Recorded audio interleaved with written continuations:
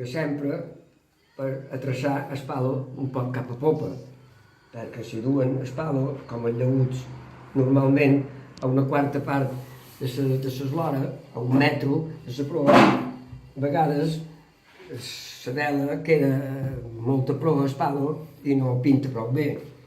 I normalment els místics i els barcos que eren de regata solien dur aquesta peça, i jo li dic suport del palo perquè no he sabut mai quin nom tenia, sempre ho he disposat i no ho he disposat mai.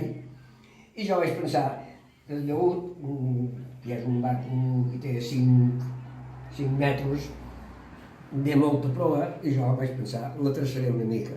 I això m'atraça el palo uns 30 centímetres aproximadament. El que passa després, quan tens aquesta peça, és de fer un pare mitjal nou, que és el que diríem un tinter, perquè ens entenguem, perquè és allà on entra el palo, i normalment hi havia tinters que tenien un condol i n'hi havia que feien un quadre, i jo el quadre el veig més segur perquè el palo queda més assentat i no borina.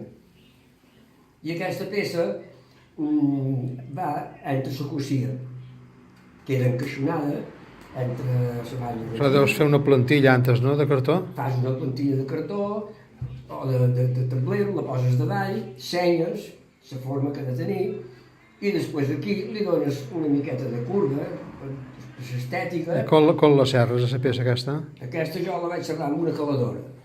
Val. Si no tens una serra sin fin prou grossa, doncs agafes una caladora, i quasi tothom en té, i té 5 centímetres de gruixa, que ja és una bona gruixa, pot ser de qualsevol llenya.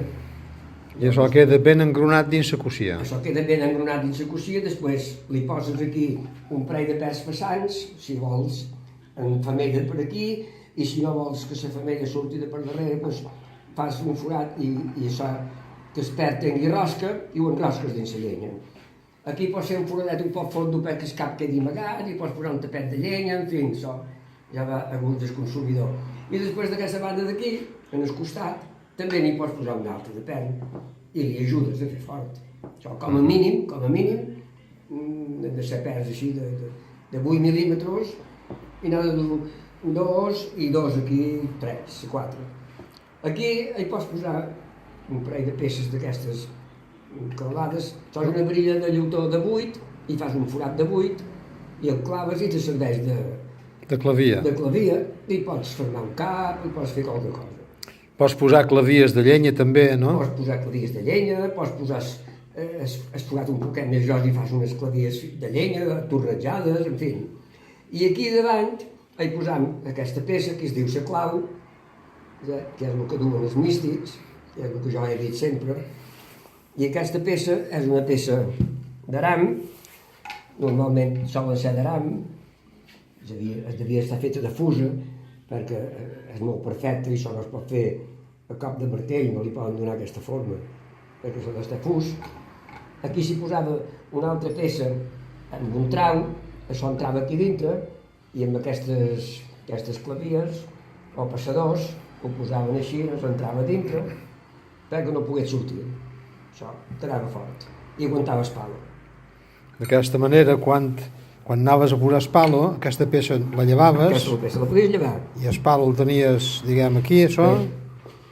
El palo el posaves dins el tinter en terra i un home tot sol aixecava el palo i tancava el... Un home que no tingui massa força, pots agafar el palo, el penges d'aquí, l'adreces i quan te'n tens dret, entres a la clau, poses els passadors i el palo ja no es mou i ja queda posat.